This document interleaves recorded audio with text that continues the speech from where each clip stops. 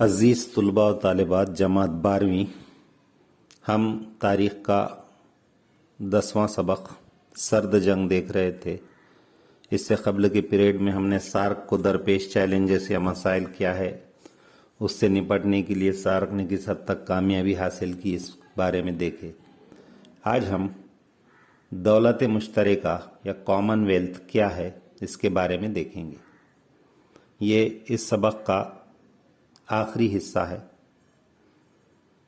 دولت مشترکہ یعنی انگلینڈ کے سامراج میں لیکن بعد کے وقتوں میں آزادی حاصل کر چکے ملکوں پر مشتمل تنظیم کو دولت مشترکہ کہا جاتا ہے۔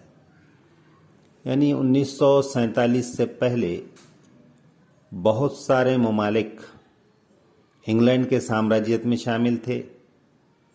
بھارت آزاد ہونے کے بعد کئی ملکوں نے انگلینڈ کے چنگل سے آزادی حاصل کی، کیونکہ اپنا فیصلہ آپ کریں، اس اعتبار سے ہر ملک کو خود مختاری اور آزادی دی گئی۔ اس لیے جو ممالک انگلینڈ کے سامراجیت کا شکار ہو چکے تھے اور بعد میں وہ آزاد ہوئے، تو انہوں نے مل کر اپنے معاشی اعتبار سے ترقی کے لیے ایک تنظیم قائم کی۔ اس تنظیم کو کہا جاتا ہے دولت مشترکہ۔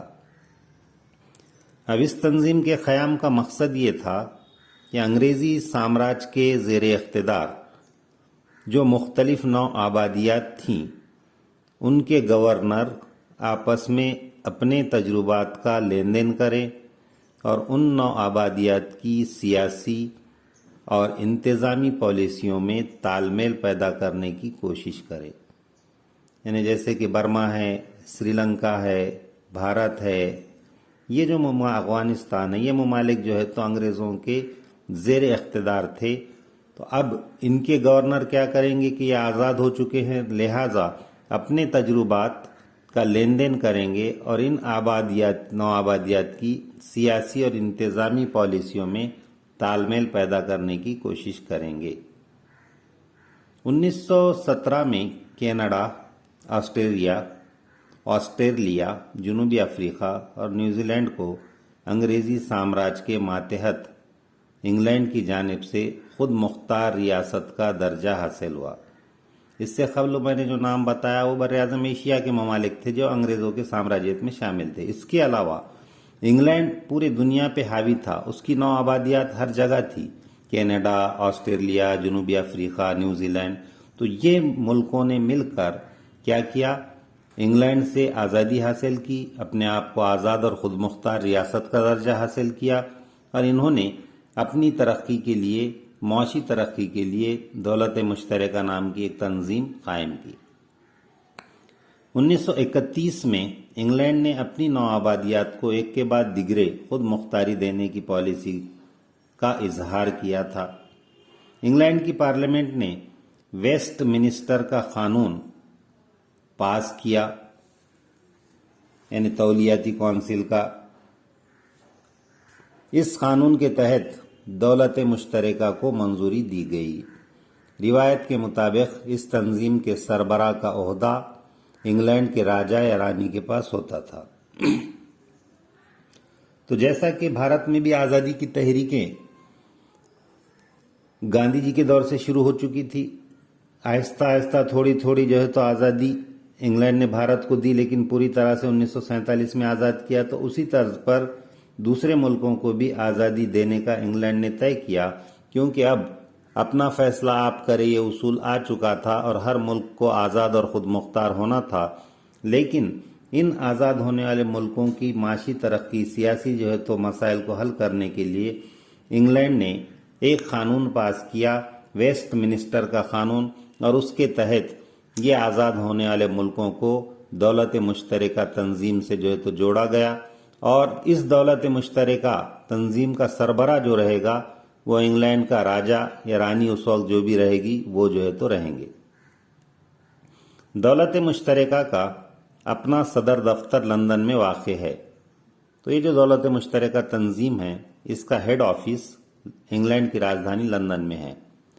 رضاکارانہ فعالیت دولت مشترکہ کا بنیادی اصول ہے، یعنی ایمرجنسی میں یا اچانک رونما ہونے والے حالات میں رضاکارانہ طور پر کام کرنا، یہ دولت مشترکہ کا بنیادی اصول ہے۔ یعنی کوئی ملک ہے وہ جنگ میں جو ہے تو ہار گیا اور کنگال ہو گیا تو اس کو جو ہے تو دولت مشترکہ مدد کرتی ہے۔ دوسری عالمی جنگ کے بعد بر اعظم ایشیا اور بر اعظم افریقہ میں موجود برطانوی نوآبادیات کو آزادی حاصل ہوئی۔ اس کے صحرا کسی نہ کسی صورت میں دولت مشترکہ کو بھی دیا جاتا ہے۔ تو جیسے میں نے بتلایا کہ پہلے تو دولت مشترکہ قائم کرنے میں انگلینڈ کی راجہ یا رانی کا اہم کردار ہے، وہ اس کی سربراہ ہے۔ اب جو نو آزاد ہونے والے ملک ہیں، اس کے بعد جو آزاد ہوئے دوسری عالمی جنگ کے بعد، تو اس کا صحرا کسی نہ کسی صورت میں دولت مشترکہ کو ہے کہ اس کے کوششوں سے، اس کی مدد سے یہ ملکوں کی جو ہے تو از سر نو تعمیر ہوئی۔ نو آبادیات میں آزادی کی قومی تحریک اور بدلتے ہوئے بین الاقوامی منظرنامے کے پیش نظر انگریزی سامراج کا خاتمہ یقینی ہو گیا تھا۔ جیسے ہم نے دیکھے کہ بھارت میں 1920 سے لے کے 1948 کا دور خاص طور پہ گاندھی یگ یا گاندھی دور کے نام سے جانا جاتا ہے۔ اس وقت آزادی کی تحریک بڑے زوروں پر تھی، تو اس لیے اب سمجھ میں آ گیا تھا کہ ہر ملک آزاد ہونا چاہتا ہے اور انگریزی سامراجیت جو تھی وہ ختم ہو جائے گی اور انگریزوں کو اپنے ملک واپس لوٹنا پڑے گا۔ اسی کے ساتھ نو آبادی پسندی کے نظریے کے مخالف تحریکوں کو دولت مشترکہ کی وجہ سے ایک سمت فراہم ہوئی، اور ساتھ ہی جو بھی نو آزاد ملک تھے جیسے بھارت کے جیسے ملک، تو وہ یہ چاہتے تھے کہ نو آبادیات کا انسداد ہو، خاتمہ ہو، تو اس کے مخالف تحریکوں نے زور پکڑی اور اس کو دولت مشترکہ کے ذریعے سے جو ہے تو ایک سمت یا ایک ڈائریکشن ملی۔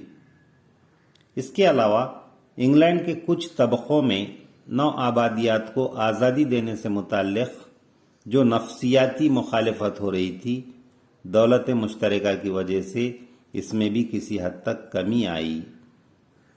تو یہاں پر انگلینڈ کے اندر کچھ طبقات ایسے تھے جو یہ چاہتے تھے کہ ان کی نفسانی خواہش تھی کہ وہ جو ہے تو اپنی نو آبادیات کو آزادی نہ دے، لیکن جب دولت مشترکہ قائم ہوا اور اس کی مدد سے ملکوں کو آزادی ملنے لگی تو ان کی یہ تحریک بھی جو ہے تو سرد پڑ گئی۔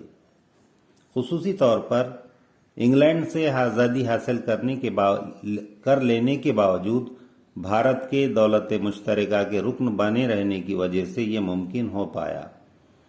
تو حالانکہ بھارت 1947 میں آزاد ہو گیا تھا، لیکن بھارت دولت مشترکہ کا ممبر بن کر رہا اور آج تک ہے، تو اس لیے اس کی وجہ سے دوسرے ملکوں کو بھی جو ہے تو بہت زیادہ تقویت ملی۔ تو اس طرح سے یہ جو دولت مشترکہ ہے، انگلینڈ کے ماتحت پہلے رہنے والے ملک جو بعد میں آزاد ہوئے، انہوں نے اپنی معاشی ترقی کے لیے ایک تنظیم دولت مشترکہ بنائی۔ اب دولت مشترکہ میں بھارت کا کیا کردار رہا ہے، اس کو ہم کل دیکھیں گے۔